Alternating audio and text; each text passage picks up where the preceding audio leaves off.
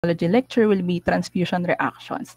As an introduction, I'll let you watch first a feature story of Philippine Red Cross last year for the World Blood Donor Day. So, the World Blood Donor Day is celebrated every June 14 of every year. So, wala yan sa lecture ko, wala yan sa notes ko, pero sinasabi ko, June 14 of every year.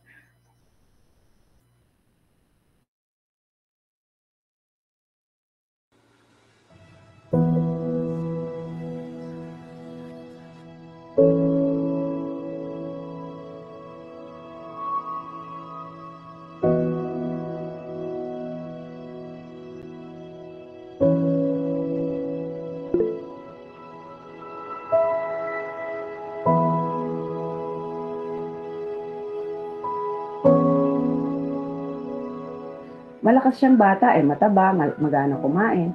So, bigla na lang on and off fever, tapos napakaraming singaw, hindi nakakakain. Very unusual sa kanya yung hindi kumakain kasi favorite niyang kumain. Until ina-admit siya kasi mababa lahat ng blood count. So, ni-refer niya sa hematologist. Agad-agad, dineclare ng doktor na leukemia yon. So, sabi ng doktor, mas maraming cases ng leukemia lalo na sa bata na hindi malaman kung anong dahilan. Actually, nung nalaman namin na gano'n yung sakit ni Jeremy, ang pinag-usapan nga namin sa asawa namin nga kung sino yung magbabantay, no? So, nag-decide ang misis ko na mag-resign na lang sa trabaho para siya mag-focus sa pagbabantay sa anak namin. Tapos kay Jeremy, pinapakita namin yung suporta para ma-feel niya na maayos pa rin yung buhay niya. Hindi siya mukhang kawawa dahil sa sakit niya. Mabilis lang. Siyempre, hindi kami prepared. Sino bang naghahanda sa ganung klaseng eventuality sa family? Sabi nga, sakit na mayayaman kasi napakaraming needs. Noong una nahirapan siya, sabi niya, bakit ko kailangan mag-suffer ng ganito? Yung chemo kasi is so bad. Sabi ko sa kanya, anak, your suffering is like sharing the suffering of Christ. Tapos sabi niya, si Jesus 3 days lang, ako matagal to, di ba? Sabi ni Doc, 3 years daw. Pero after that, nung dami na niyong nakikilala ng mga kapwa bata na may sakit, siya yung nagpauso na every chemo is a step closer to complete healing. So from ayaw to looking forward to. Noong una, hindi ganun kalakas yung blood needs niya . Pero habang tumatagal, nagiging intense yung chemo, dumadami yung needs. Dahil sa relapse, incapable na yung system niya na mag-produce naturally ng blood components. Kaya every week, ang sali ng dugo niya ngayon.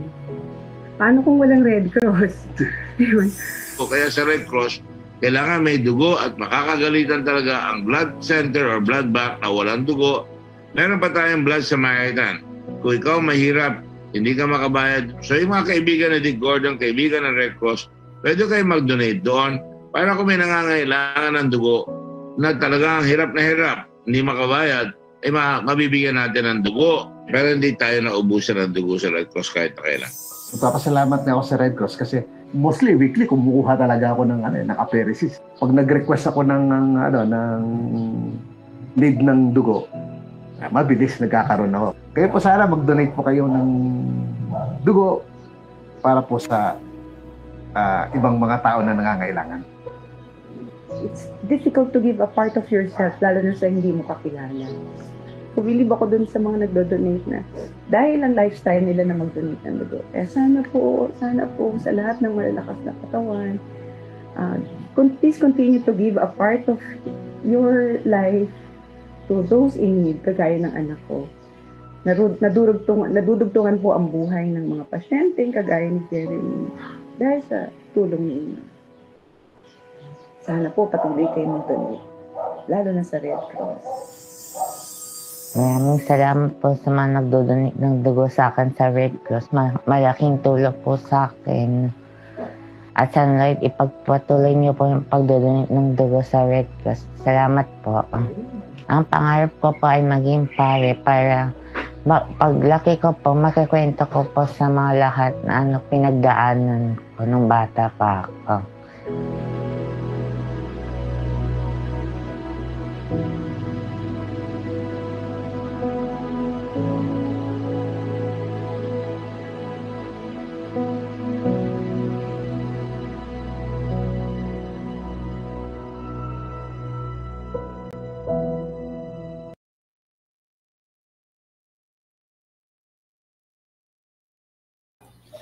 Okay, so yun lang naman ang feature story ni Jeremy. So see what a correct and accurate transfusion can do. Paano kung during compatibility testing, naging lax tayo, naging complacent tayo, pinabayaan natin ng blood typing, RH typing, hanggang cross-matching pinabayaan natin. So yung mga katulad ni Jeremy, hindi nila ma-receive yung tamang blood component na dapat nilang ma-receive. Worst case scenario, na-receive nga nilang tamang blood component, nagkaroon naman sila ng transfusion reaction. Di ba? Every transfusion, ang goal natin, mapabuti yung kalagayan ng patient. Hindi dagdagan ko ano yung kasalukuyan na nilang na-experience, kung disease man yan, accident, in his case, leukemia. So, ayaw na nating dagdagan yung leukemia niya ng panibago pang clinical manifestations, which is through transfusion reactions. Yung slides ko ngayon ng transfusion reactions, every mechanism may illustration, pero hindi ko nilagay sa PowerPoint. Ang gusto ko sanang mangyari is, habang nagdo-drawing ako ng illustration, sabayan nyo akong mag-drawing para mas madali nyong mag-gets yung mechanism, since per reaction may kanya-kanyang mechanism physiologically. Yung PowerPoint naman ay may blank page every mechanism. So, kayong bahala kung gusto niyo ba i-print as hard copy or yung soft copy yung susulatan nyo. Anything would do. And after discussion on transfusion reaction, there will be a post-activity. Open notes naman yun. Bakit ko ginagawa yun? Siyempre for memory retention nyo, para maadali nyong matandaan. And the deadline will be today, 11:59 p.m. Hello, good morning, third year. This is my very last topic or discussion for immunohematology lecture. This is supposedly on-site since medyo mahirap yung principles and mechanism, but I'll try and do my best to make it easy for you to understand. Okay, so let's start. So for transfusion reactions, so we have two types, acute and delayed, and then for the last part, we will also be discussing silent transfusion related adverse events. So these are not transfusion reactions, but events that could aggravate future transfusion reactions. For each transfusion reaction, I will discuss the pathophysiology, why does it happen, possible signs and symptoms for you and the nurse on duty and the physician on duty to watch out for, and available laboratory diagnosis and treatment. So, of course, as a future medical technologist, we are focused on laboratory diagnosis and possible treatment of choice. Okay. Transfusion reactions, in layman's term, so these are physiological reactions. So when we say physiological, ibig sabihin nangyayari sa katawan ni, dahil transfusion ito, katawan ni recipient. Hindi katulad ng donor reactions noon na nangyayari sa katawan ni donor. Siyempre, involuntary naman yon. Hindi naman dahil kinakabahan si donor, kasalanan na niya kung bakit mayroong donor reaction. Diba? It does not work like that. For transfusion reactions, we also follow the same principle. But at this point, since the actual transfusion already happened, it means that any physiological events after that we are not expecting or should not really happen after a transfusion but happen. So it is called a adverse event, since most of the time, if it is a transfusion reaction, mabilis siyang nagmamanifest. Bakit?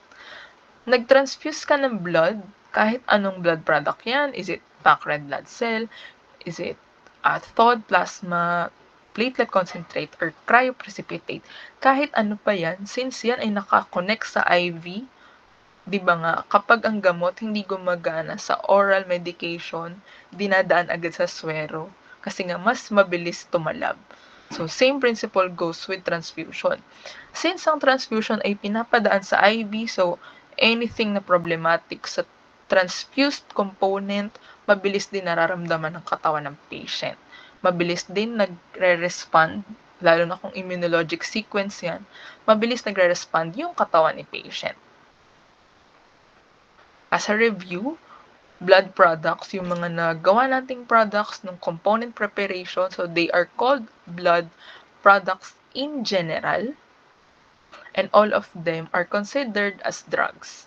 So, bakit tinawag na drug? Since yung blood products kayang maging treatment of choice ng kung ano mang clinical indication. For example, anemia yan. So, bibigyan mo siya ng red cell. Yung anemia niya, pwedeng mag-normalize para maging normal yung kanyang red cell count, hemoglobin, and hematocrit. So, di ba?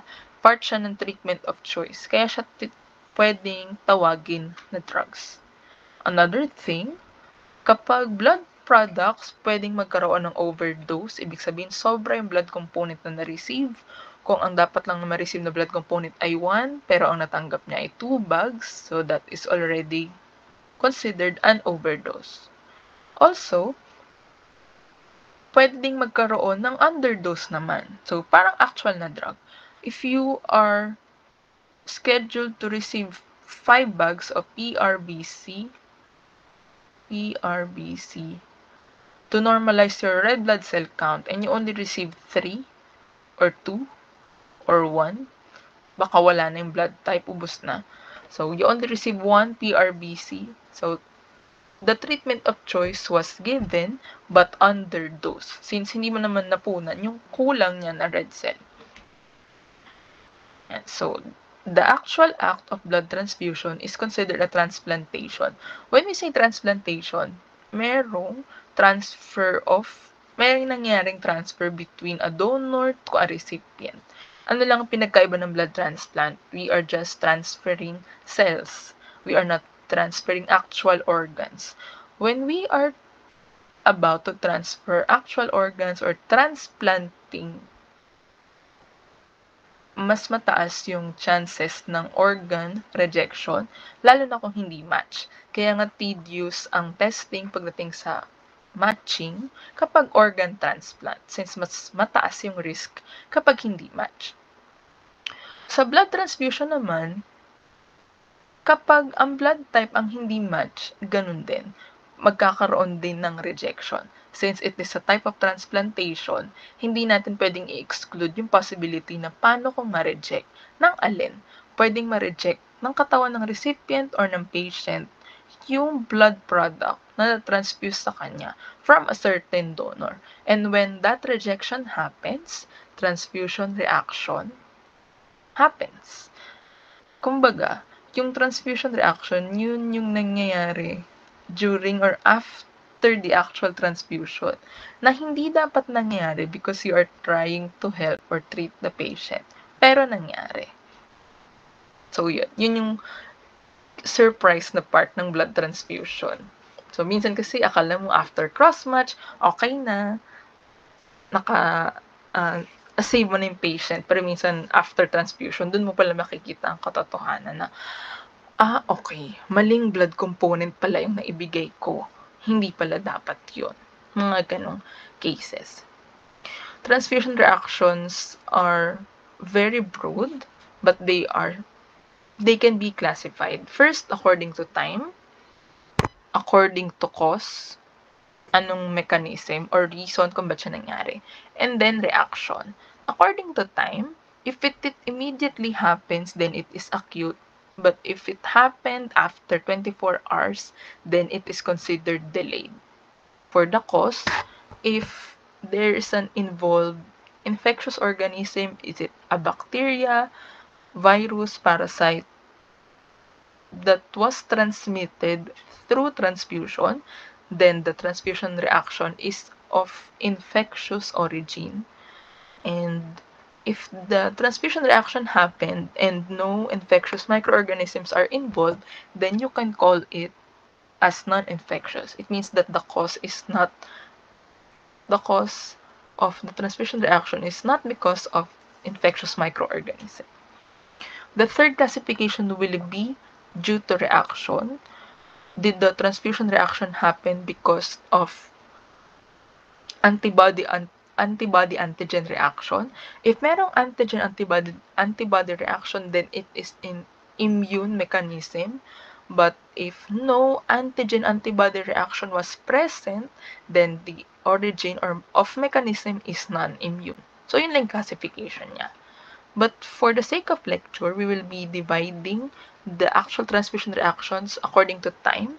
We'll be discussing first the acute and followed by delayed transfusion reactions. So for transfusion reactions under acute and delayed, remember that all of the transfusion reactions have long names. So that's why they have certain acronyms. Hindi lang yung blood component yung may acronym. Yung actual transfusion reaction din. Since madami nga sila at ang hahaba ng pangalan nila. Nakakapagod naman paulit-ulit sabihin. For example, ito, transfusion-associated graft versus host disease. So, hindi naman pwedeng paulit-ulit mo siyang sinasabi. Lalo na kung nagpe-perform ka ng transfusion workup. So, nakakaumay at ang haba ng words. And so, for acute, we have AIHTR, ANIHTR, FNHTR, TAS, ALTR, that could be mild or severe. Ito lang yung may choices, si ALTR. We have TRALI and TACO. Ay, TACO dapat ito. Wait lang. Okay. And TRALI and TACO. So we also have delayed transfusion reactions, but there are only 4. So, si acute ay 1, 2, 3, 4, 5, 6, dalawang ALTR, 7, 8.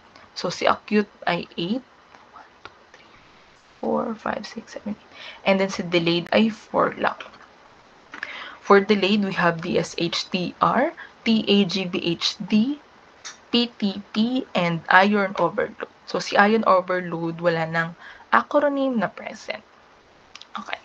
For acute transfusion reaction, so these are type of transfusion reactions that can only happen during the transfusion or within 24 hours of blood transfusion. Doon lang siya pwedeng mangyari.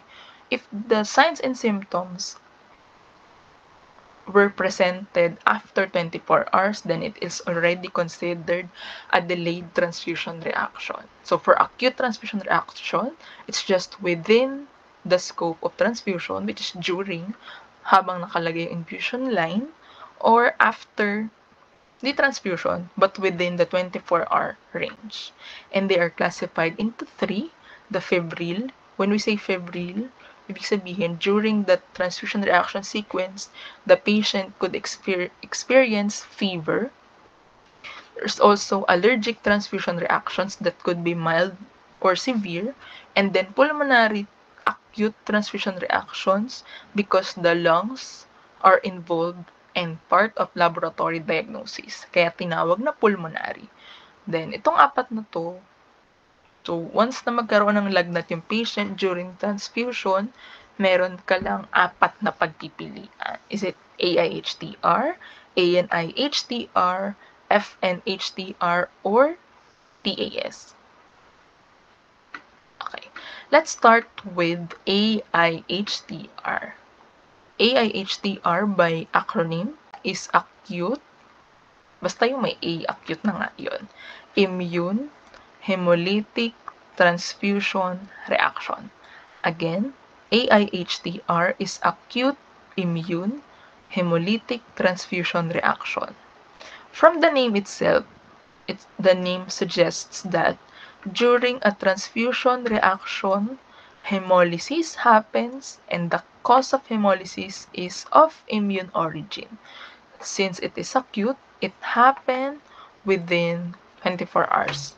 Again, From the name itself, you know that it is a transfusion reaction due to hemolysis. I mean, hemolysis is present during the transfusion, and the cause of hemolysis is of immune origin, and since it is acute, it means that transfusion reaction could happen during the transfusion or within 24 hours after the transfusion. There are only two causes. Is it ABO incompatibility by the recipient or ABO incompatibility from the donor? If it is from recipient,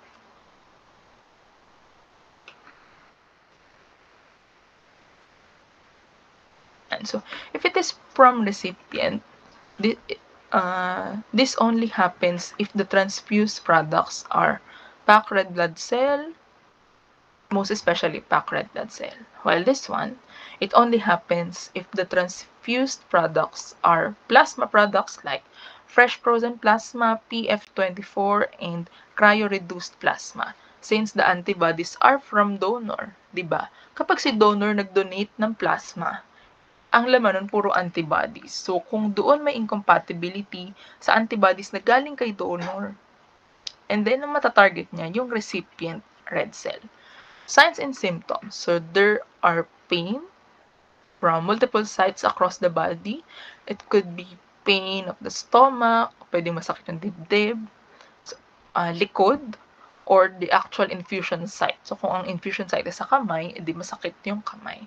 Feeling of impending doom, feeling mo anytime mawawalan ka ng malay.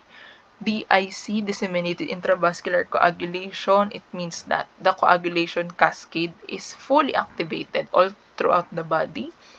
Hemoglobinemia, it means that the hemoglobin are released already from the red blood cell and is now part of the plasma.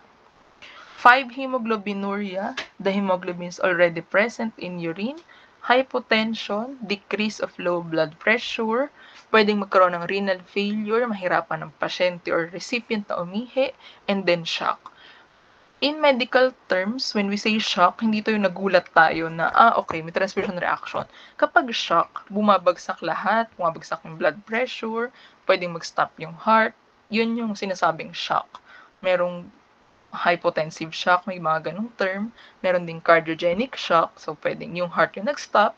When we say hypotensive shock, realistic naman since meron nga tayong hypotension sequence.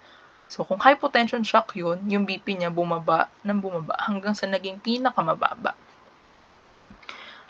Yan. So, to illustrate the mechanism, let's start first when the actual donation, if the actual donation or component transfused is a packed red blood cell.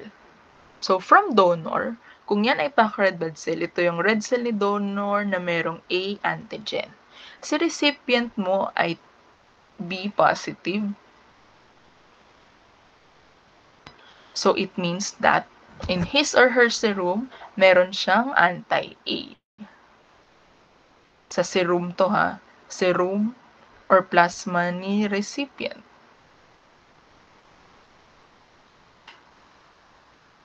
Pag yung red cell ni donor pumasok sa sistema ni recipient, yung A antigen na nasa red cell magkakaroon ng binding sa anti-A na nasa serum or plasma ni recipient. May mangyayaring agglutination, and then after agglutination, the complement cascade could be activated. Diba kapag complement activation involve ang IgM, and since ang ABO antibodies natin ni IgM, so realistic lang na magkaroon ng complement activation. After complement activation, so the exact term for that will be full activation of complement cascade. After that, saka mangyayari naman ang full activation of coagulation cascade. Kaya nga kanina sabi natin, pwedeng magkaroon ng DIC. DIC could only happen if the transfusion reaction mechanism already reached that part, the part wherein the coagulation cascade is activated. So, dalawa yung sequence or pathway na pwedeng ma-activate. Complement and coagulation. So, kung may coagulation walang katapusang clot formation na mangyayari. And then, after ng clot formation, may thrombolysis, so magkaka-bleeding naman. So, paulit-ulit siyang sequence. For coagulation cascade naman, ang side effect niya, so kung ito ay magkakaroon ng immune complexes, and then ma-activate ang complement cascade, itong red cell na to pwedeng masira through intravascular lysis. Again, kung ito ay complement cascade, masisira ang red cell, mangyayari ang hemolysis through intravascular lysis. So, masisira sa red cell habang nasa circulation. On the other way around, if fresh frozen plasma will be transfused or will be used as a component, so sa serum niya or plasma, merong anti-A.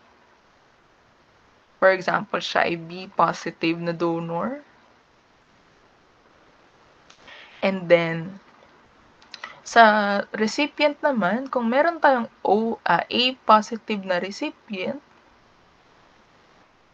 so sa red cells niya, meron siyang A antigen, red cell ni recipient. Itong plasma ni donor na may anti-A, pagdating sa circulation ni patient, magkakaroon ng immune complex, yung anti-A and A antigen. After immune complex, the same pathway will proceed, full activation of complement cascade, followed by coagulation cascade, followed then by intravascular lysis. So, kaya nasisira yung red cell. Nagamit ba ni recipient yung red cell or yung plasma? Hindi. Pagpasok sa katawan niya, so nagkaroon pa siya ng physiological reaction. Nakalagay dito, recipient preform antibodies. When we say preform, they are already there. Exposure is not required. So, hindi naman na kailangan ng exposure, di ba, para magkaroon ng anti-A. Technically, kung yan ay B positive, meron na talaga siyang anti-A sa kanyang antibodies. So, recipient antibodies like anti-A, anti-B, or anti-AB could destroy donor RBCs only through intravascular hemolysis. Kaya nga may hemolysis na nangyayari. Bakit po immune? Since merong antibodies na involved, antigen-antibody reaction. Kaya siya tinatawag na immune sequence because of the formation of immune complexes. And then, ito naman yung kabila, kung plasma yung idodonate. So, donor preform antibodies like anti-A, anti-B, and anti-AB destroy recipient RBCs upon transfusion due to intravascular hemolysis. So, yun yung principle ng AIHTR. I hope it's clear. Hemolysis. So, ibig po ba sabihin, ma'am, ABO incompatibility lang ang pwedeng maging cause ng AIHTR? Yes. Kapag other blood groups, ibang transfusion reaction pa yon. So, just remember, if the cause of the transfusion reaction is just because of ABO incompatibility, then you can initially assess that it is in an AIHTR. Yan. So, ayun lang. And then, for the signs and symptoms, madami din siya since ganun nga siya kabilis. Katulad nitong pain at infusion site, minsan during transfusion pa lang, nararamdaman na to. Okay. For the copy of PowerPoint presentation that I uploaded in Brightspace, I didn't include any illustrations there because I want you to illustrate the mechanism for yourself so you can learn and master the mechanism. Ayun lang naman. Kasi kung yung drawing ilalagay ko pa din, tapos hindi nyo na siya madodrawing ulit, baka mahirapan kayong intindihin yung principle. So, gusto ko na habang nakikinig kayo ngayon is dinodrawing nyo na din siya. That is for your memory retention. Remember that anything that I'm asking you to do, it is for your memory retention. So, you can retain what you have learned. Hindi yung lalabas sa kabilang tenga. Ayun lang. Okay, next. Transfusion reaction. We have the ANIHTR. It is a transfusion reaction. Okay. still a transfusion reaction of hemolysis ang endpoint. Ibig sabihin, bakit hindi nagagamit yung component? Kasi yung red cell, nasira na. Paano nasira? Hemolysis. But the cause of hemolysis is non-immune. And it is still acute. Nasa acute pa tayong pathway. Kung yung kanina, acute immune hemolytic transfusion reaction. Transfusion reaction happens, the result of transfusion reaction is hemolysis. The reason is immune. And it is acute. So dito, transfusion reaction happens, the end point is hemolysis. The cause of hemolysis is non-immune. So it means that if it is not non-immune, antigen-antibody reactions are not present. Ma'am, pwede po palang masira yung red cell kahit walang antigen reaction? Syempre naman, sa lab nga, pwede nyo nga sirain yung red cell on your own. So, kunwari, gumagawa ka ng RCS, tapos hindi mo gently invert, shinake mo ng sobra-sobra. So, yung red cells, pwede mag-hemolyze. Paano nag-hemolyze? Non-immune mechanism. Human error, yung nakasira ng red cells. So, it happens. It is acute, so it means that it can manifest during or after transfusion as long as it is within 24 hours. For the signs and symptoms, they're very few. It's just hemoglobinuria and renal failure. When you check it closely, as long as merong hemolysis na involved, merong hemoglobinuria. Automatic yun. Since pa nag-lyse yung red cell, ang daming hemoglobin na marirelease sa red cell. Saan pupunta sa hemoglobin? Ang tendency niya, pupunta sa dadaloy siya sa system, masasala ng kidney ang hemoglobin. Sa sobrang dami ng hemoglobin, hindi na kayang i-tolerate ng kidney, so si kidney itatapon sa hemoglobin. Kaya siya nakikita sa urine. And because normally, the kidneys do not really filter hemoglobin. So pag pinilit nilang i-filter, since oversaturated na ngayong amount ng hemoglobin sa kidney, ang nangyayari ay renal failure. Same din dito, renal failure. Kasi, nag-overwork yung kidney just to throw the excess hemoglobin within the patient. So, kaya pag may hemolysis, may hemoglobinuria. Yun yung pinaka-outlet ng hemoglobin kasi sobrang dami nila saan sila pupunta. So, pupunta sila kung saan may exit, which is through urinary tract. For non-immune patterns, okay, let's try to illustrate first. Kapag non-immune ang mechanism, for example, donor red cell is O, red cell transfusion. Most of the time, baka mag-red cell transfusion ang example ko kasi yun naman yung laging tinatransfuse. O positive na red cell. Si recipient ay A positive. So, sa serum niya, meron siyang anti-B. Si donor, sa red cell niya, meron siyang O positive. Pagpasok ng red cell ni donor, so ito na yung O positive.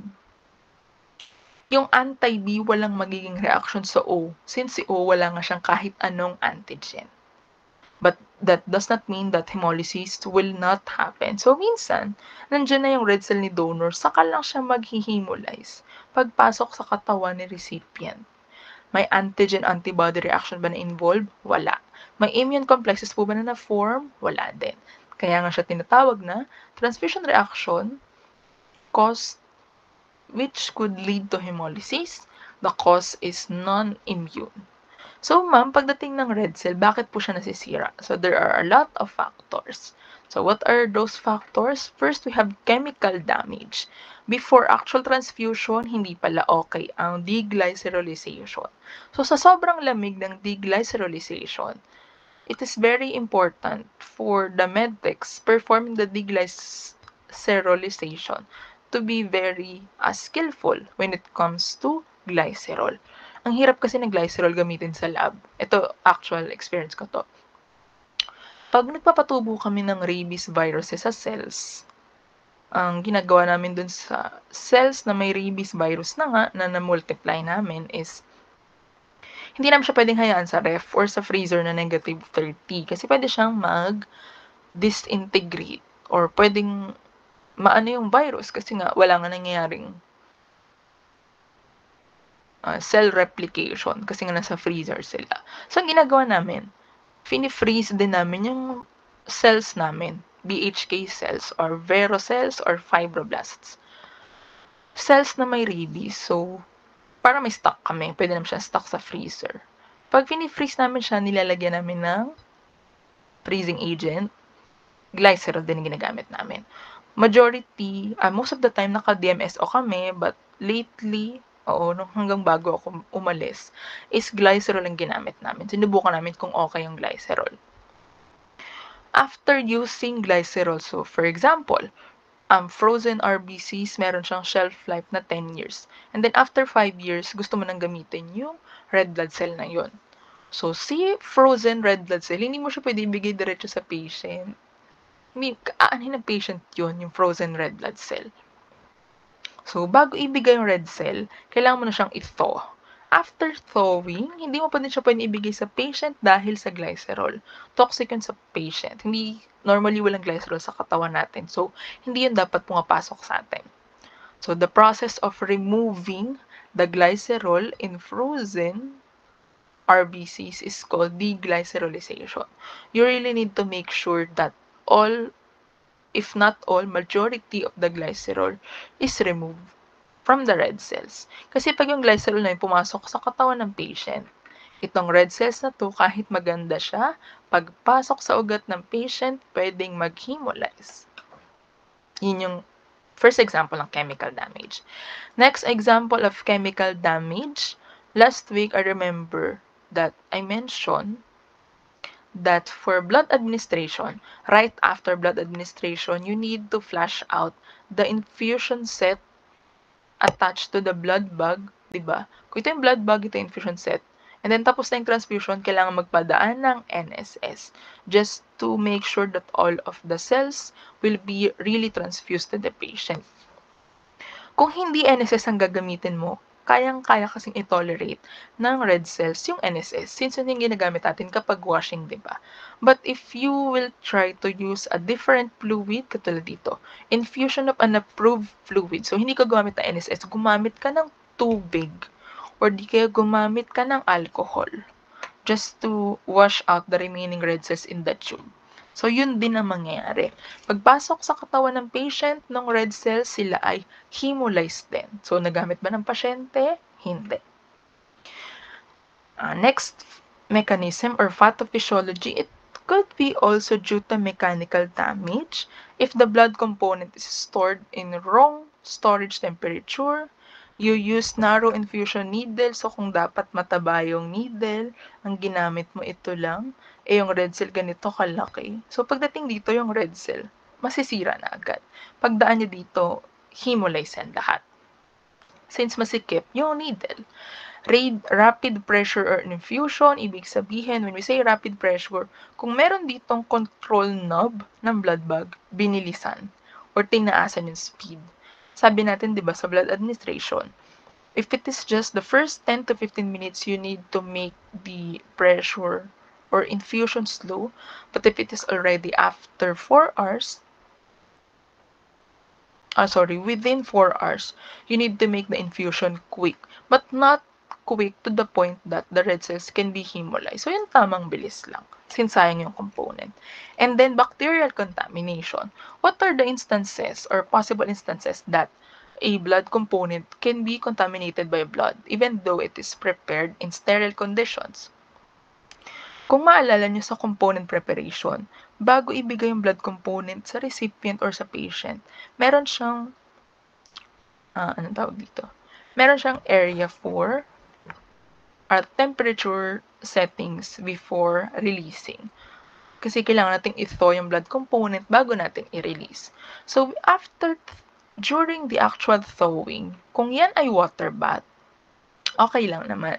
Kaya lang kung yung water bath itself is already contaminated, the water used in water bath is old water, and then yung blood bag, sinut mo lang sa water bath na may tubig, na may bacteria pang, hindi ka sure.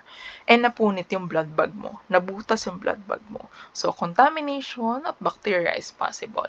And then, contaminated red cells by bacteria have the tendency also to be hemolyzed once it enters the circulation of the patient. Bakit po, ma'am? Merong mga bacteria na may capacity to initiate hemolysis. Bakit nangyari ang hemolysis? Dahil ba kay recipient? Hindi. Dahil ba kay donor? Hindi din. Meron lang pong outside external factor, which is mechanical damage, specifically bacterial contamination.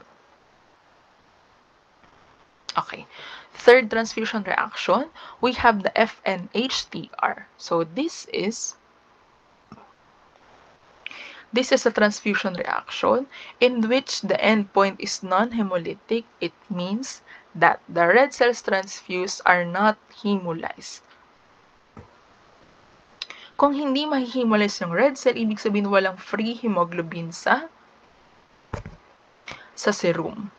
Kung hindi hemolyze ang red cell, ang tendency ng hemoglobin is nandun lang sila sa loob ng red cell. Hindi sila lalabas sa red cell since hindi naman nga na-hemolyze ng red cell. Dahil walang free hemoglobin sa surface, and so, dahil walang free hemoglobin sa, wait lang, sorry, may nakalimutan ako. Okay. Dahil walang free hemoglobin sa plasma ni patient, so wala ding hemoglobin na mapupunta sa urine. Walang magiging hemoglobinuria. Kaya kung titingnan niyo mabuti, FNHTR does not have hemoglobinuria as one of its signs and symptoms. Yan. So, non-hemolysis but febrile. Ibig sabihin, pwedeng lagnatin yung patient. Signs and symptoms, shaking chills. It's either lamig na lamig yung recipient and up to the point that he or she is already shaking.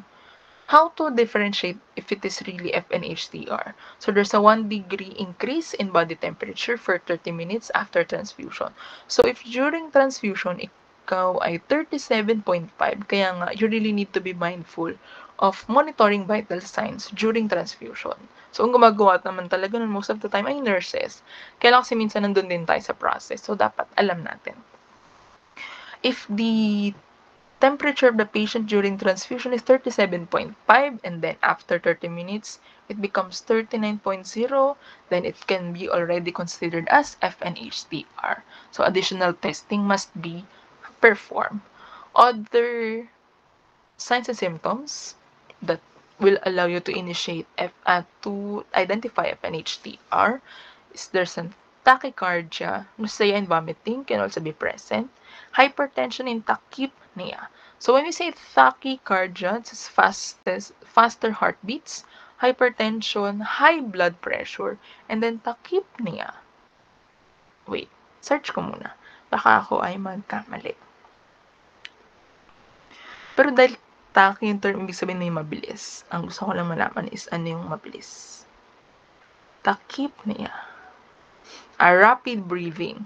So, rapid heart rate, increased blood pressure, and then rapid breathing. Tachypnea.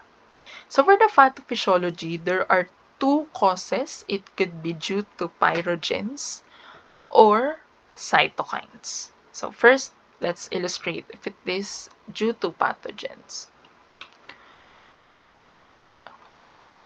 Yan. So, donor transfusion, for example, merong red cell, pero merong kasamang white blood cell. Si red cell makakapasok ng maayos since match naman sila sa ABO typing.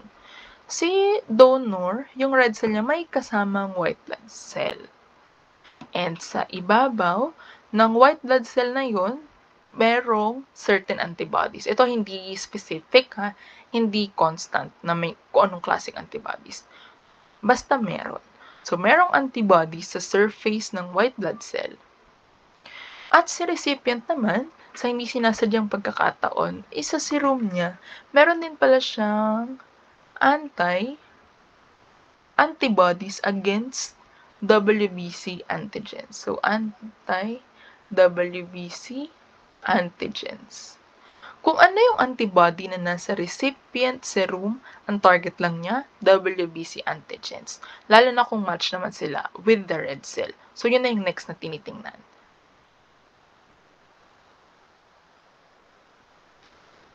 So, white blood cell antigens. Hindi certain na kung anong pangalan ng antigen.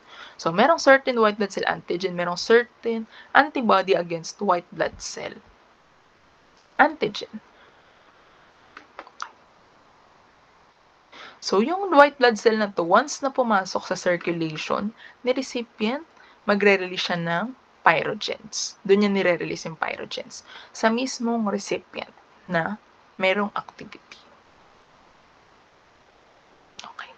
Another pathway could be due to cytokines. So, if it is cytokines, donor white blood cell, for example, ito ay bag of platelet and siya ay 4 days na.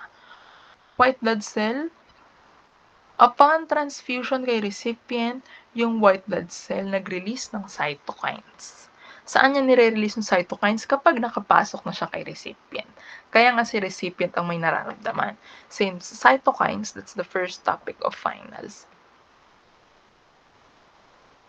sa IS.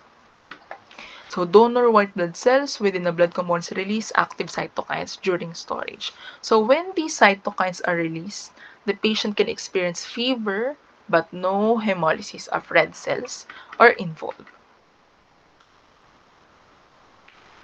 Next transfusion reaction, we have the TAS or transfusion-associated sepsis. So, kapag sinabi natin sepsis, diba, bacteria ang involved doon. Ma'am, iba pa po ba to sa transfusion-transmitted diseases? Actually, kasama na yung under transfusion-transmitted diseases, andun lahat ng pwede matransmit na sakit through transfusion. Is it bacteria, viral, parasite, or iba? Bacterial, viral, parasite. Yun lang pala. But for transfusion-associated sepsis, so this is about bacteria transmitted through transfusion, kailangan lang natin siyang isama sa acute since yung kanyang clinical manifestations ay mabilis and marami siyang kahawig sa acute. So dito, first signs and symptoms, palatandaan na contaminated yung component, 2 degrees increase in body temperature. Again, kapag febrile, non-hemolytic transfusion reaction, the increase in temperature is just 1 degree Celsius, but if it is 2 degrees Celsius, then most likely you can expect or prepare for transfusion-associated sepsis workup. So, kung ang temperature before transfusion ay 36.5 at naging 38.5 yan, so that is an alarm. That is already a sign that TAS could be happening. Another clinical manifestation is tachycardia, increased heart rate. For blood pressure, it could be just decreasing or increasing. It could be hypertension or hypotension. The patient could also experience rigors, shock. It's not the shock that we know, shook, ganyan. Hindi yun. And then pain at lower back. Intense clinical symptoms include disseminated intravascular coagulation. For the pathophysiology, it's just pretty straightforward. Blood components are contaminated with bacteria. And so, dalawa ang pattern ng contamination ng blood component. It's either from the sample collection, ibig sabihin during, before collection, hindi ka nakapag-betadine ng maayos, contaminated yung site ng usok mo. Another way to contaminate the blood bag is due to releasing. So before releasing, we thaw the blood components according to the optimal temperature of storage. So kung si donor blood bag for example, contaminated siya from collection pa lang. So once na nalagay yung component dito, kahit gawin mo pa yung component preparation, contaminated na yan lahat. And then, another part of contamination could be due to water bath because we are really submerging the blood bag component sa water bath. So, kung yung water bath, kung yung damit nila, hindi pala damit. Kung yung blood bag ay hindi okay ang composition, hindi maganda yung plastic, madaling magnisnis yung blood bag, or madaling mapunit. So, paglubog sa water bath, pwedeng humalo yung tubig ng water bath sa blood bag and then contaminated na yung blood bag. Yun lang naman ang reasons for contamination. Bakit nagiging delikado? Since naka-intravenous nga tayo, so ibig sabihin, para tayong gumawa ng bacteremia. 'Di ba kapag bacteremia, presence of bacteria in blood, yung patient, wala naman talagang bacteria sa blood. Pero since sinalinan natin siya ng bacteria, ng blood na may bacteria, magkakaroon siya ng instant bacteremia na hindi naman dapat or unintentional. And then pagdating sa recipient, lalagnatin ang recipient most likely kung merong endotoxins na involved. Ibig sabihin si bacteria, kung ito si bacteria, pagdating niya sa loob ng blood recipient, yes, gagawa tayo ng endotoxin. So, discretion ng bacteria kung kailan siya gagawa ng endotoxins or hindi, as long as kaya niya. And so, kung may endotoxins man or wala, but the presence of bacteria itself could really cause the increase of body temperature. And so there are a lot of organisms involved in transfusion-associated sepsis. There are gram-positive organisms like Staphylococcus, Streptococcus, Bacillus, and Propionibacterium acnes. For the gram-negative, we have Yersinia species, Pseudomonas serratia, Acinetobacter escherichia, and Providentia. For red blood cell transfusion, the top organism that is usually isolated from packed red blood cell is Yersinia and Pseudomonas. Kung titingnan niyo mabuti, majority ng red cells ay yung bacteria na nag-infect sa red cells is yung mga bacteria na kaya ding mabuhay sa ibang temperature. So kung Yersinia yan, di ba, kaya nan mabuhay sa malamig. So nagta-thrive talaga sila dun sa blood bag na packed red blood cell. Top contaminant for red blood cell transfusions is Yersinia enterocolitica and Pseudomonas species. So, hindi naman specifically aeruginosa. For gram-positive organisms, the top isolate for platelet concentrates are Staphylococcus epidermidis and Bacillus cereus from Bacillus species. So, ano bang nagiging reason kung bakit din nagiging contaminated ang blood? So, aside sa skin flora, meron ding patients or donors na meron pala silang problem sa gut bacteria or bacteremia or gut microbiota. So, pinabayaan nila yon. Nang pinabayaan nila yung bacteremia sa gut, so umabot na siya sa blood sample, kaya nung nag-donate, humalo sa dugo.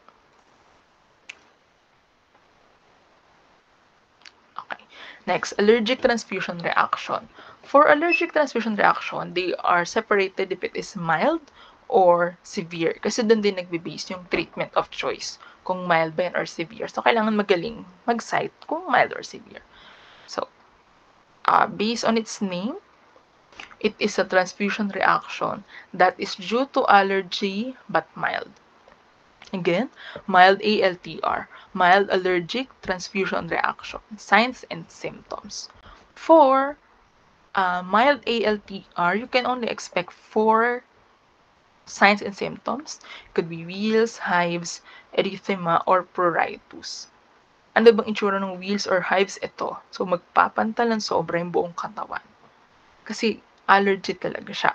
And katulad nga ng bacteremia, di ba? Nakalagay yung gamot sa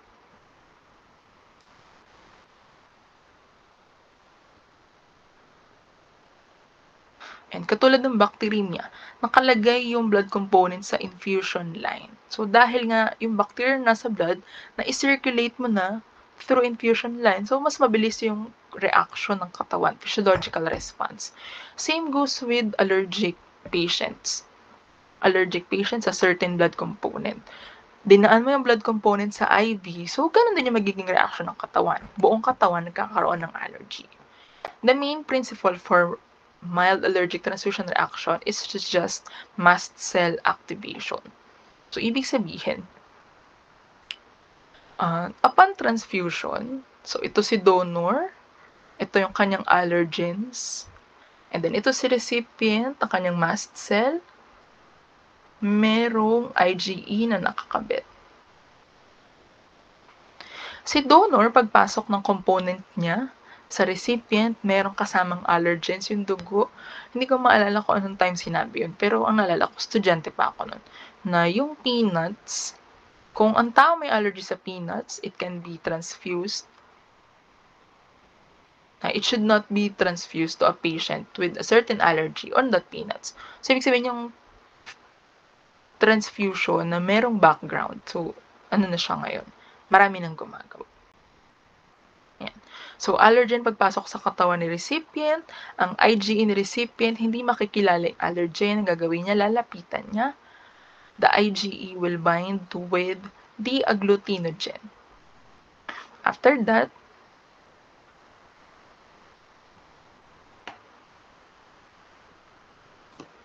sorry, for a while. Yan. So, yung IgE magkakaroon ng reaction sa antigen na nandito sa sample ni donor. Since yung IgE nakakabit sa mast cell, so ang tendency ni mast cell, maa-activate, lalabas ang histamine. Pag lumabas ang histamine ni recipient, ayun na, start na ng allergic reaction sequence. Okay. Mast cell with IgE, ha?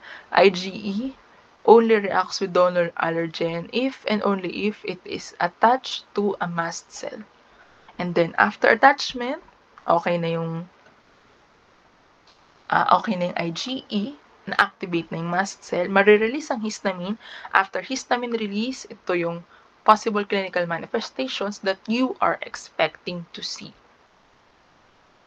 Yan. So, for severe allergic reaction, so, severe ALTR or ito pa other name, anaphylactoid reaction. So, severe ALTR is also anaphylactoid reaction. ALTR, allergic transfusion reaction, and then severe, ibig sabihin sobrang init ka talaga dito.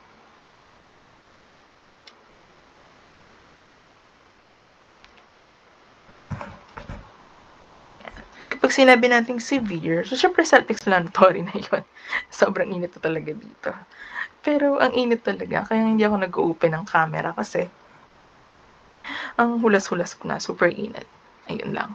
Severe ALTR. So, ibig sabihin, when we say severe, it's just same allergic reaction but the clinical manifestations are more intense.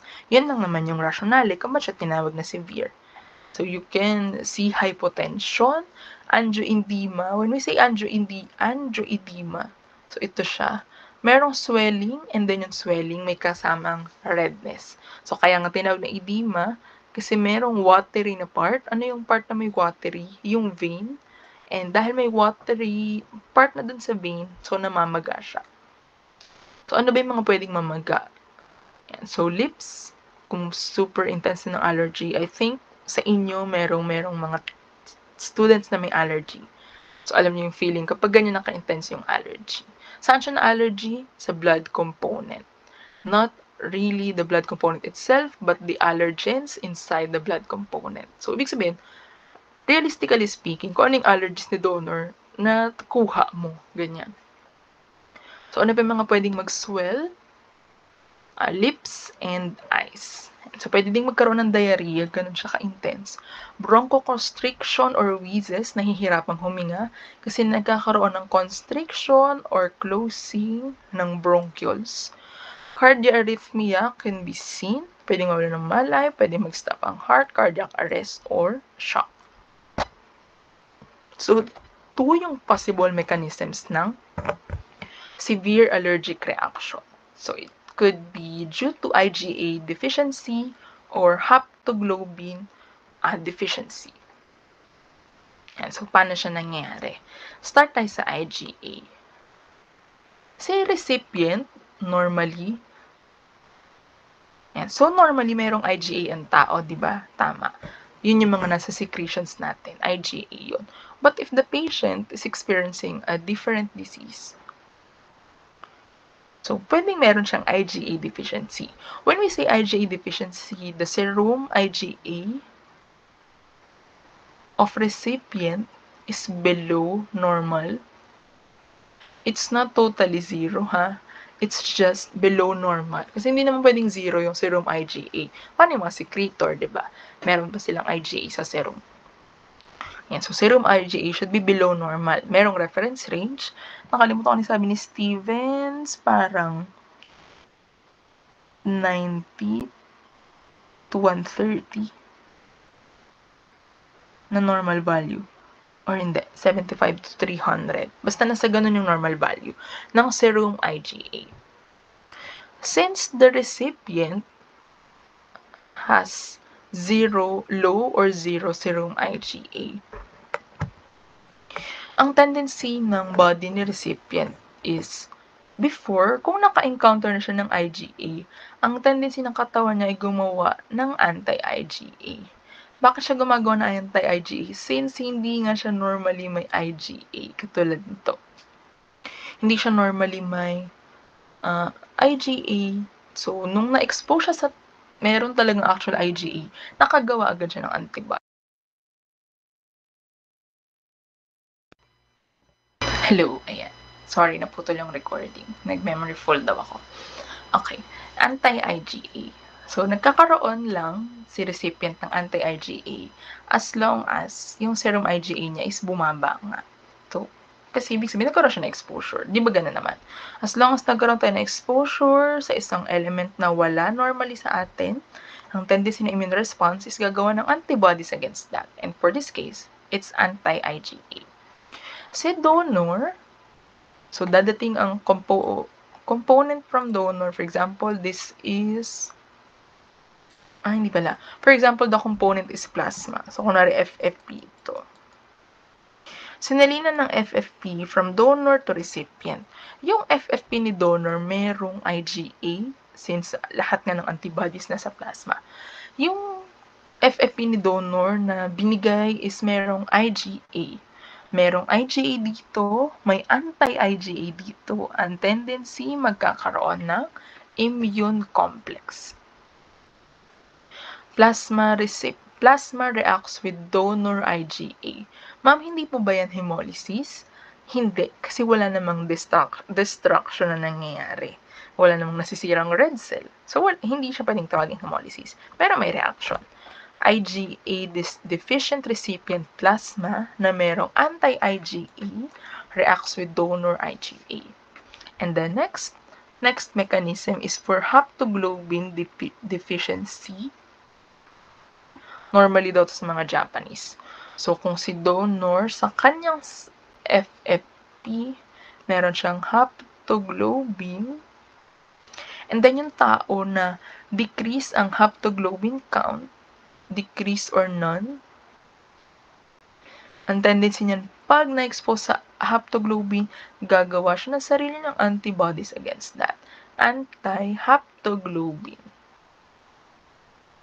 Remember, nararanasan to lahat ni recipient kasi nga deficient siya sa IgA and haptoglobin. Either of the two lang. Hindi naman pwedeng sabay. Basta either of the two. So, haptoglobin, anti-haptoglobin. Pag naisalin yung component, yung haptoglobin na nandito can react with anti-haptoglobin na nasa serum ni recipient. So, kaya nangyayari yung reaction. Severe allergic transfusion reaction. Haptoglobin deficient patient or recipient plasma, upon exposure, produces anti-haptoglobin kasi nga wala siyang haptoglobin. And then the recipient plasma reacts with donor haptoglobin. Kasi makikita niyo ng recipient plasma na, may haptoglobin doon, bakit wala ako nun? So, ang tendency, form, reaction. Okay, next. Andito tayo sa last part ng acute, parehong pulmonary, ibig sabihin parehong lungs yung kakaproblema. It's either TACO or TRALI. So, ako na nasa student dito, nakulitong-lito sa TACO and TRALI. But if it is TACO, transfusion-associated, ibig sabihin, nangyayari dahil sa transfusion, circulatory overload. Ibig sabihin, kung yan ay circulatory overload, may nangyaring overdosing at ang affected na system ay circulatory. pathophysiology, we only have one intolerable excess blood volume. It means that if the intended blood component is just 2 and you transfuse 5 components, ang tendency sa recipient, magbabago ang kanyang blood pressure. Remember, in your general chemistry classes, if there is a change in volume, there will be change in pressure. Saan po nagkakaroon ng change in volume? Siyempre, nagpasok ka ng component na liquid in nature. So, magkakaroon ng increase ng blood volume sa recipient. Since may increase ng blood volume, magbabago din ang BP. Pag nagbago ang BP, yun ay pataas agad kasi directly proportional siya. Tumaas yung blood volume, tataas din ang BP, lalo na kung hindi controlled. So, transfused blood component exceeded the current cardiopulmonary system of the recipient. Since pressure yung natamaan mo, blood pressure, spike in blood pressure, magkakaroon din ng increase sa central pressure, it is within a vein, and then pulmonary wedge pressure. Ang pinakadelikado sa tako is severe hypoxemia. It means that the oxygen level in the blood is super low. So that is severe hypoxemia. And since the oxygen level is low, you expect that a respiratory distress can be present. And then may problem na nga kasi sa lungs, kasi nga sa nahihirapang huminga, so kaya lungs yung target, pwedeng magkaroon ng cough and then chest tightness. When we say jugular vein distension, ito yung vein sa leeg. So kapag siya ay naging distended, when we say distended, para siyang naka-embossed, so naging elevated siya. Normally, ang vein hindi naman ganyan ka-elevated. Pero naging elevated siya during that time. So it is an indication of tako. But it does not necessarily mean that if you see a jugular venous distension, it is already a tako. So hindi naman siya laging ganun. Kasi minsan, ano lang pala yung patient, magkaka-stroke, kaya nagkaroon ng jugular vein distension. So hindi siya laging 100%. But if you are trying to rule out only within the scope of transfusion reaction, so ang daming possible transfusion reactions at nakita mo to, so pwedeng yun ay maging choice. Baka tako yung na-experience ng patient. Next, TRALI, transfusion-related acute lung injury. So sa tako, the patient's lungs are not directly destroyed or not directly injured, but in TRALI, the lungs are really injured. Yun yung mismong target. Parehong may hypoxemia since lungs nga ang target, but the difference that is with the pressure. Since in TRALI, we did not experience an volume overload, the tendency of the blood pressure will drop. Hindi katulad kapag may normal volume overload ka and then tumaas yung BP, ang choices mo lang dun is bawasan yung volume. But if the BP is decreased, ang choice mo lang dito is taasan yung volume. But you really need to do it carefully kasi nga, ang hirap kapag volume yung tataasan. So, meron ding respiratory distress since nahihirapan nga huminga. So, 2 mechanisms ang meron tayo for TRALI. It could be due to WBC aggregates or damage endothelium. So, let's start with WBC aggregates. Si WBC, parang nabanggit natin to kanina, no? Yung merong WBC, naalala niyo pa ba? Ito. So, ang WBC antigen nasa donor, and then merong WBC antibody sa recipient. So, this time around, they will change a little. So, the WBC antigens are present in recipient. So, si recipient, ito yung white blood cells niya, merong antigen dito. And then si donor, kung merong anti-HLA si donor or HNA, ano nga ulit ang HLA? Human leukocyte antigen. HNA, human neutrophil antigen. So kung ito ay parehong target white blood cell at na-target nila to, yan. So kawawa naman yung patient. Yan. Next, damage endothelium. So ito, magkakaroon lang ng reaction. Antibodies against WBC and then performance sa sa transfusion. Yan. So, next principle is damage endothelium. The same antibodies involved in WBC aggregates, the anti-HLA and anti-HNA.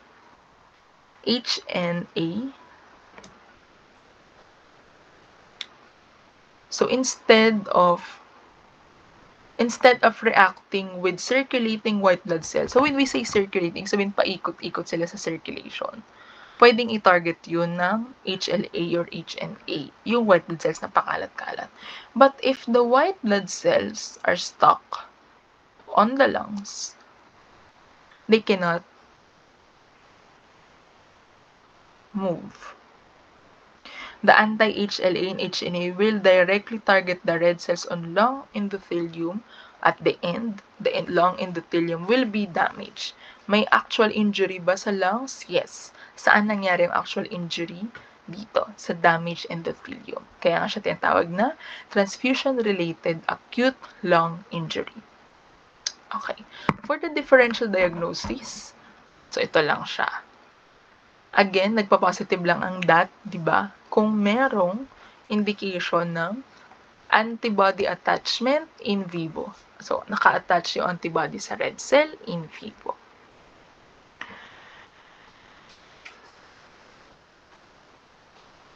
Okay, and then the rest negative DAT na. Yeah. So, for positive DAT, realistic, since itong ay hemolytic sequence, so talagang mataas ang bilirubin since every red cell hemolysis, may bilirubin na lumalabas. May lumalabas din hemoglobin, kaya siya bumababa. LDH bumababa since involved sa hemolysis. Haptoglobin bumababa kasi hindi na makontrol yung dami ng hemoglobin na circulation. And then, presence of hemoglobinuria since, paano nalalaman po kung hemoglobinuria? So, yung reagent strip ng urine, yun lang. Positive sa blood, ilan? 1+, 2+. Okay. For ANI-HDR, since this is hemolytic, dahil hemolytic, may hemoglobinuria pa din. And non-immune, because this is non-immune, you expected that to be negative. Di katulad ng immune hemolytic, no? May hemolytic na, may immune pa. Next, FNHDR. So, we are not really trying to trim down the actual transfusion reactions in practice. So, kung yan ay FNHDR, i-check na lang yung DAT niya kung negative or positive. And then, ang pagbabasihan na niya is kung yung mga ginawa niya kanina. FNHDR. Chinek mo yung temperature, may nangyari bang chill. So, parang yun na lang yung pinagiging basis kapag FNHDR diagnosis. Next, for TAS, or transfusion-associated sepsis, you expect that to be negative as well since wala namang bacteria na nakakabit sa red cell. Nandun lang sila sa solution. And then, after performing that, you need to gram stain the blood bag. You need to make sure that the bacteria is from the blood. And the actual blood bag itself, you need to culture. And also, you need to culture recipient's blood. You want to verify if bacteremia already started within the blood recipient. For the treatment, so, since kapag delikado, stop transfusion talaga agad, katulad dito sa immune hemolysis. Stop transfusion, maintain IV line. You want to maintain the IV line to minimize the damage of hemolysis. Maintain renal flow. So, let's make sure that walang magiging problem sa kidney since dumaan na nga yung hemoglobinuria. And then, treat DIC if it happens. For acute non-immune, but hemolytic, still stop the transfusion, maintain IV line para mapigilan yung hemoglobinuria, and maintain renal flow. For FNHDR, you need to administer antipyretics, pampawala ng lagnat, and then meperitin. For transfusion-associated sepsis, you need to stop the transfusion, lalo na kung iba na yung kulay ng blood component, maintain IV line so you can immediately flush out. And then consider administering broad antibiotics. Or, bakit broad? Parang mas okay ata kung may idea na yung doctor ko anong organism. Kasi pag ganito, Hirap niya i-gram stain and culture. Consider broad antibiotics. Next, for mild ALTR, we are not really trying to perform a specific test as long as alam natin may allergy. For severe, kailangan lang natin siya kasi nga iba na yung kanyang clinical symptoms, baka acute immune hemolytic pala. And then undetected serum IgA or low levels of serum IgA were detected that can be detected in severe ALTR. For detransfusion, pag mild, pwede na stop. And then, kapag okay na sa antihistamine, the transfusion can be continued. But for severe ALTR, since grabe yung allergies, you really need to have epinephrine. Then you need to provide respiratory support since tumatandaan talaga yung mga nabibiktima ng severe ALTR. Maintain blood pressure. Kailangan, kapag normal yung blood pressure, hindi masyado magiging malala yung allergic reaction. Ayun lang. For Taco and Trali, parehong affected ang lungs. Ano lang ang pinagkaiba? Testing of B-type natriuretic peptide and positive donor anti-HLA test. Also, the chest x-rays are different. If there's an edema, bakit magkakaroon ng edema? Since may overload nga ng volume. So, ang tubig ay may volume. Recipient HLA-HNA test. So, the patient needs to undergo anti-HLA to check if she is really incompatible under Trali. And then for chest x-rays, you are expecting to see bilateral infiltrates. Yun yung palatandaan ng Trali. For Taco, you need to start with diuresis since sobra-sobra yung volume, so gusto mong bawasan. Supplement oxygen, maintain upright posture. Stop transfusion, maintain IV and supplement oxygen, provide mechanical ventilation. Mechanical ventilation since damage na nga ang lungs. Okay. And so for the second part, we have the delayed transfusion reaction. When we say delay, it is a type of transfusion reaction that happens after 24 hours. So you should not be really complacent when performing a transfusion because if you thought that the transfusion is okay because it finished within 24 hours, you need to check it again tomorrow.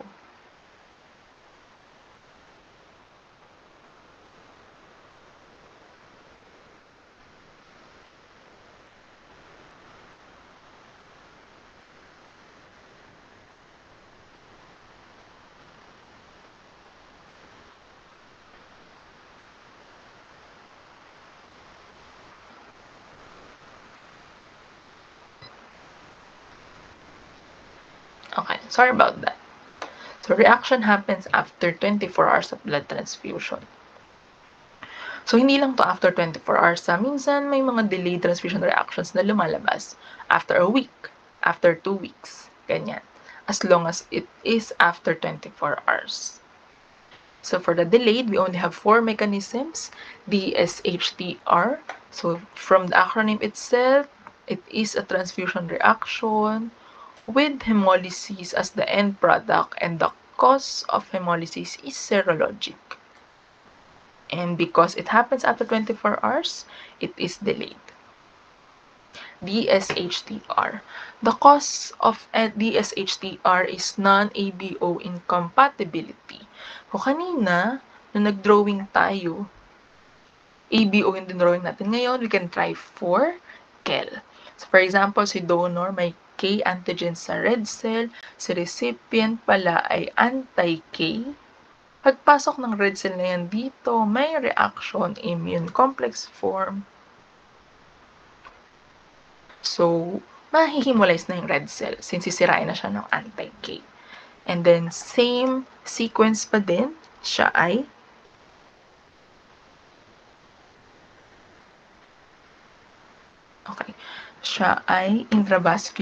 extravascular hemolysis. Kaya nga siya nagiging matagal. Hindi katulad ng AIHDR na ABO incompatibility. Ang hemolysis ay intravascular kasi nga may IgM na involved plus may complement activation pa. Nangyayari lang naman ang hemolysis kapag naabot na yung dulo ng complement activation. Next, for hemolysis of DSHTR, it is strictly extravascular. I forgot to mention from TRALI that the usual donors with anti-HLA or anti-HNA are multiparous females. When we say multiparous, ilang beses na nagkaanak. Multiparous females. Ma'am, ano pong rationale kung bakit sila po? Kaya nga, if someone is a multiparous female, so they are already trying to minimize the number of collection. Since kung yan ay multiparous female, most likely may anti-HLA yan, pwedeng mag-cause ng transfusion reaction. Bakit po sila nagiging multiparous female? So sila ay multiparous, so ilang beses nang naging pregnant. And then, right for each pregnancy, meron siyang bagong exposure. Saan siya na-expose? Dun sa fetus, syempre, na nasa loob ng tiyan niya. So, yun yung reason kung ba't ako naging part ng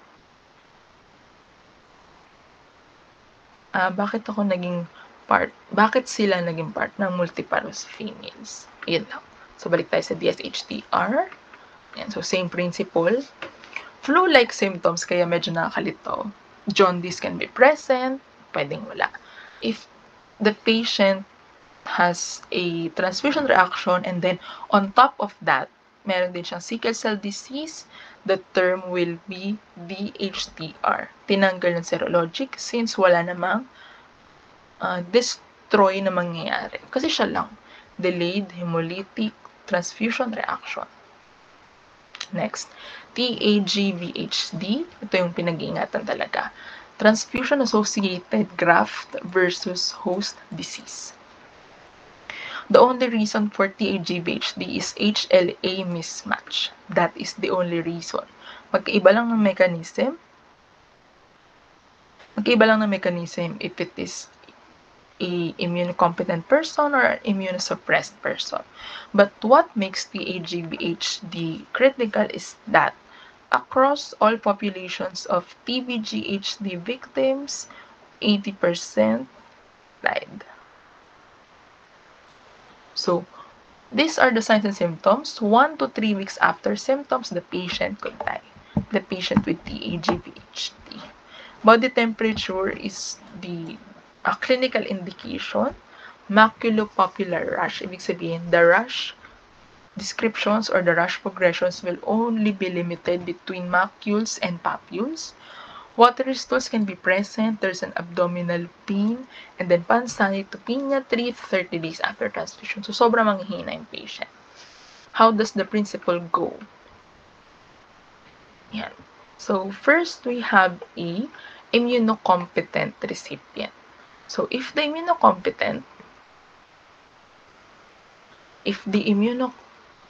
recipient is immunocompetent, it means that the immune system is normal. It is not suppressed. It does the expected action of a normal immune system. An immunocompetent recipient means that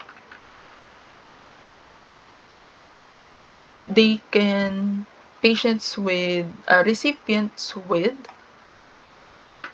immunocompetent recipients, or the immune system is really fighting, is that they really try to attack the T lymphocytes on the donor. Kasi nga immunocompetent siya. Ibig sabihin, buhay na buhay yung immune system niya. Lahat na makikita niyang hindi kanya, ita-target niya.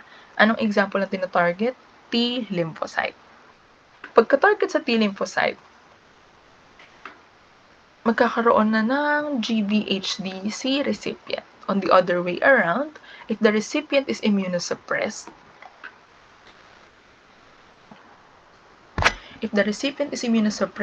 lahat ng T lymphocytes dito, magsistay sila sa isang lugar ni recipient. They will graft themselves there. Kaya nga tinawag na graft versus host disease. The graft implanted from the donor sample will fight for the host, and that is the actual disease. Yan. Immunosuppressed recipient allow T lymphocytes from the donor to engraft in the recipient, and then after that, attack the host. So, maka siyang autoimmune disease na ewan. So there's really no way out. Death occurs 1 to 3 weeks after the first symptoms appear, and the mortality rate again is greater than 90%.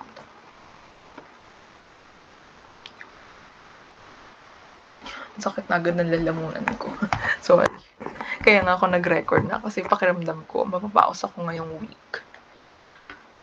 Okay, delayed. Another type of delayed transfusion reaction is post-transfusion purpura. Because it is a purpura, it means that decoagulation or clotting is involved. Specifically, platelets are involved. Kaya nga may purpura. And then post-transfusion means that the actual purpura manifestation will only be visible after transfusion. For the pathophysiology, yan. So si recipient, nagkaroon siya ng exposure sa platelets ng ibang tao before. So platelets dati, before. Ngayon, dahil nagkaroon siya ng exposure, ang tendency, dahil hindi naman kanya yung platelet na yun, gagawa siya ng anti-HPA. Anti-HPA is human platelet antigen. Kasi donor na magdodonate ng platelet concentrate, merong antigen dito. For example, na HPA. Yung anti-HPA na yun, so pagpasok ng platelet concentrate na to kay recipient, si anti-HPA na to sisirain yung platelets na kay donor. And then kapag tapos na ito sisirain, tapos na niya sirain yan, ang next na sisirain ng anti-HPA, own platelets. So yung presence ng anti-HPA, hindi siya maganda kasi kayang sirain lahat. From donor platelet to recipient platelet. And then, syempre yung substitute pa natin. The only sign and symptoms is bleeding 1 to 24 days after transfusion. So, bakit mahalaga na makita yung bleeding? Since doon mo malalaman kung hindi gumagana yung platelet. Kung may bleeding ba siya or wala. So, kung syempre kung gumagana yung platelet, wala dapat bleeding. And kung hindi naman gumagana yung platelet, saka magkaka-bleeding. For last transfusion reaction, we have the last type of delayed, iron overload. So, kung kanina, ang overload natin ay volume overload, ibig sabihin the whole volume of blood, the patient experienced overload for TACO. Now, we have the iron overload. The transfusion reaction is actually self-explanatory. It means that the patient received lots of iron. Saan siya makakuha ng maraming iron? Sa ang component packed red blood cell. Nandun yung iron na yun. So, sa recipient, kahit normal ang katawan niya, if he or she is able to receive 10 to 15 packed red blood cell in a single transfusion, definitely, he or she will experience iron overload. Sobrang dami na ng 10 to 15. Actually, enough na nga yung 1 or 2 or 3. What more yung times 3? So, sobra-sobra yung iron sa katawan ng patient. Yung excess iron sa katawan ng patient, there's really no way out on how to release that iron. So, ang tendency ng circulatory system, dalhin ang iron kung saan-saan. And scattered iron storage is not really good since at this point, the iron can really cause a multi-organ failure. Siyempre, pag tumamba yung iron sa liver, anong gagawin niya dyan? Pag tumamba yung iron sa heart, may magagawa ba siya dyan? Di ba wala? Wala siyang actual function. So, magiging cause lang siya ng blockage sa organ na yun. Plus, mag-fail yung organ kasi nga, nakaharang yung iron sa actual mechanism ng mga organs na to. For laboratory results, since ito lang ang may immune sequence, so siya lang positive sa that. Nabanggit pala dito yung pancytopenia. Nabanggit pala dito yung pancytopenia. Aside sa T lymphocytes, kaya ding sirain na ng immunocompetent recipient or ng T lymphocytes na naka-engraft and then attack the host. So, kaya nila sirain lahat ng cells. That's why there will be pancytopenia. It means that all cytocells will be decreased.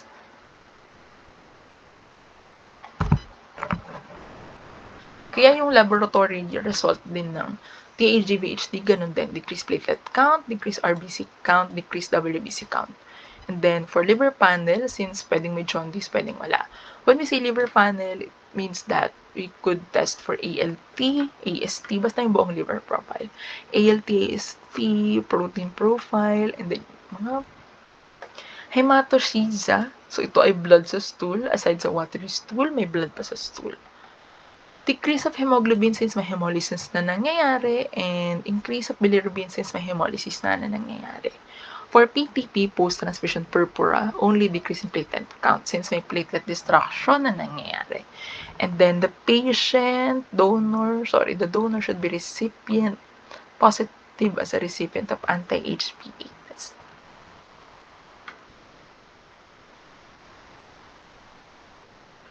Okay.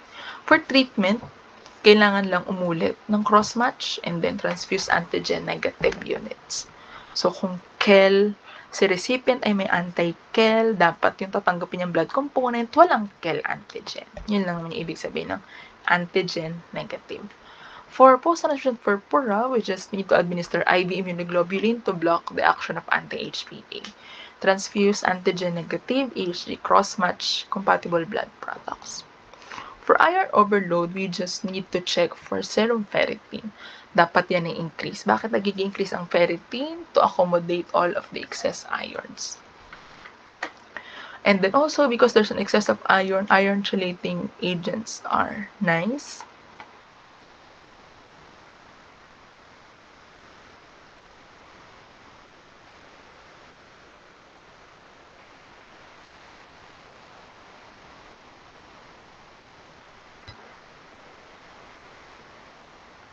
Okay, serum ferritin. So, kung sobra-sobra yung iron, tataas din yung ferritin kasi nga sila ay directly proportional. Okay.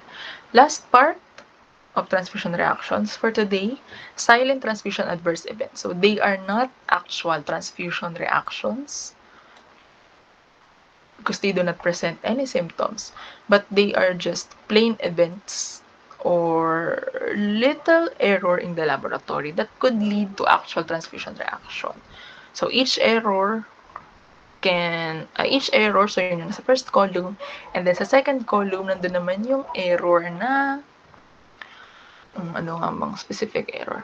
Nandun yung error, ano yung transfusion reaction na magiging increased yung risk. For example, sample collection error. If it is minor, there's just incomplete information, walang age, walang date of birth, yun yung minor error. Major error, collected from the wrong patient. So, it increases the risk for another AHTR. Next, RBC alloimmunization, ibig sabihin antibodies after exposure, increased risk of DSHTR, platelet alloimmunization, increased risk of post-transfusion purpura, and then transfusion overdose or underdose, increased risk of iron overload or TACO. Depende kung anong component yung tinransfuse.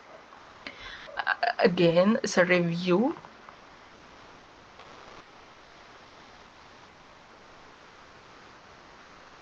these are your transfusion reactions. We have acute. All of these happen during transfusion or within 24 hours of the transfusion.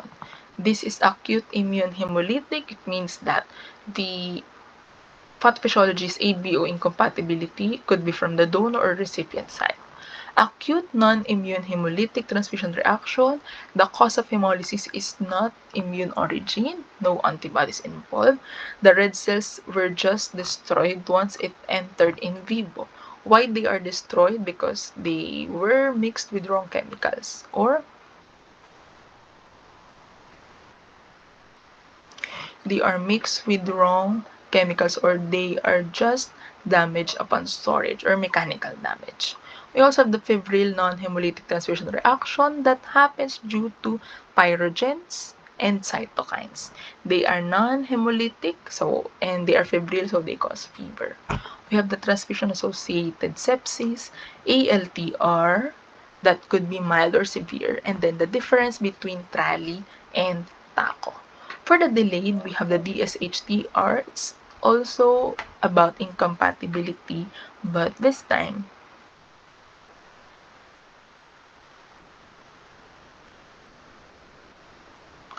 This time it is not about ABO blood groups, but other blood groups like RH until KEL until so on and so forth.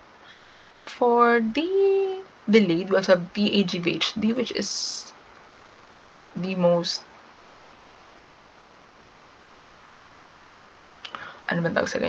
most critical clinical manifestations. Kasi ang dami niyang clinical manifestations agad. You also have the PPP and iron overload. Ayan. So, after encountering a transfusion reaction, unang-unang gagawin, hindi magpapanik. Ayan. So, next week, I don't know if next week ba makakapag-quiz na tayo. Kung wala ng suspension, makakapag-quiz na tayo. But if may suspension na naman, that will be my really final topic. How do you perform a post-transfusion reaction workup? So, it is a diagram. Anong dapat gawin sa sample kapag nagkaroon ng transfusion reaction? That's my last topic. Yeah. So, I hope you learned something new today and have a great day ahead, third year. Yeah, that's all for today. Sana marami kayo natutunan. Activity 9 on transfusion reactions, that's worth 50 points. Already posted in Brightspace. Open notes siya. Gusto ko lang na matutunan yung i-classify ko anong transfusion reaction yung na-encounter nyo.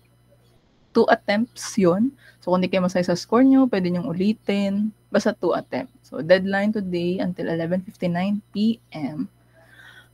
May questions po. Coverage ng quiz next week. Kung may pasok na, ang coverage ng quiz ay transfusion reaction and yung kay Ma'am Jen na transfusion transmitted diseases, saka yung apheresis. Yes po. Bali ma'am, to clarify lang po yung difference between sa TACO and TRALI. Parang nabanggit nyo po ata na parehas po silang overdosing. Sa TACO po overdosing. Tapos sa TRALI din po ata, nasabi nyo din po yung volume overload. So ano po yung parang to clarify lang po? Hindi. TACO lang yung may volume overload. Pareho lang silang pulmonary sequence ang clinical manifestation. Parehong sa lungs nakikita yung effect. Pero ang may volume overload lang ay si TACO. Okay po, ma'am. Thank you po. Okay po. Yes po.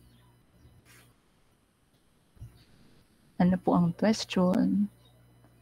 May nakita ako. Sa iron overload, may isa din po sa red cell siya.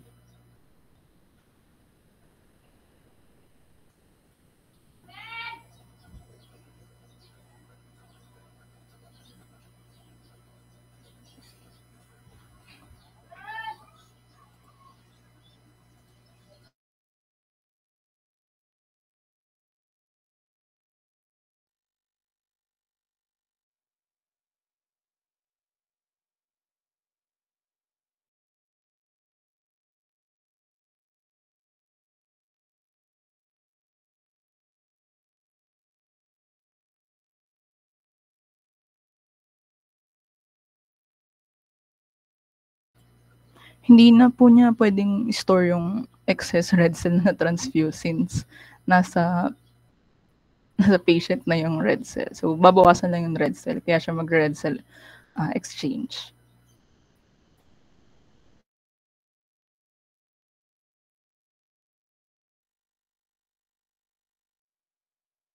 Further questions?